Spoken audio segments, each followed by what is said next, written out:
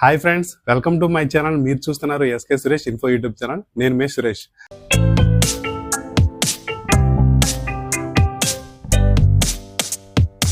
Friends, election commission ఆంధ్రప్రదేశ్లోని ఓటర్ల జాబితాని సవరించడానికి అవకాశం ఇస్తుంది.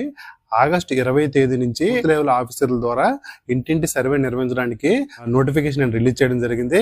దీనిలో భాగంగా బిఎల్ఓలు అందరూ కూడా ఆంధ్రప్రదేశ్ లో ఉన్న బిఎల్ఓలు అందరూ కూడా ఇంటింటికి సర్వేకి వెళ్తారు. ఈ సర్వేలో ఏంటంటే కొత్తగా ఓటర్లు నమోదు చేయడానికి ఓటర్ లిస్ట్ లో మార్పులు చేర్పులు ఏమైనా ఉంటే కూడా చేస్తారు.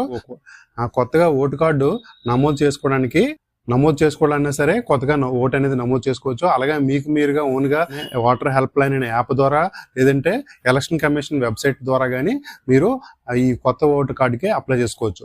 అయితే ఈ కొత్త ఓటు కార్డుకి అప్లై చేసుకోవడానికి జనవరి 2025 1వ తేదీ నాటికి 18 సంవత్సరాలు నిండుతున్న ప్రతి ఒక్కరు కూడా ఓటుకి అప్లై చేసుకోవచ్చు. అంటే వచ్చే సంవత్సరం జనవరి 25 1వ తేదీకి 18 సంవత్సరాలు నిండుతున్న వాళ్ళు ఇప్పుడే అప్లై చేసుకోవచ్చు. అంటే ఇంకా 18 సంవత్సరాలు నిండపోయినా సరే ఆ డేట్కి ఎవరికైతే 18 సంవత్సరాలు నిండుతున్నాయో వాళ్ళందరూ కూడా ఇప్పుడు ఆ ఓటు కార్డుకి అప్లై చేసుకోవచ్చు.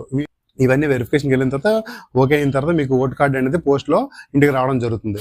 సో ఈ ఓటర్ల జాబితా సవరణ అనేది ఆగస్టు 20 తేదీన ఆంధ్రప్రదేశ్లో స్టార్ట్ అవ్వడం జరుగుతుంది బిఎల్ఓల ద్వారా. సో ఈ బూత్ లెవెల్ ఆఫీసర్లు అందరూ కూడా ఆగస్టు 20న ప్రారంభించి ఈ యొక్క సర్వే అనేది అక్టోబర్ 19న పూర్తి అవడం జరుగుతుంది. దాని తర్వాత అక్టోబర్ 29వ తేదీన ఓటర్ల ముసాయిదా జాబితా అనేది రిలీజ్ అవ్వడం జరుగుతుంది.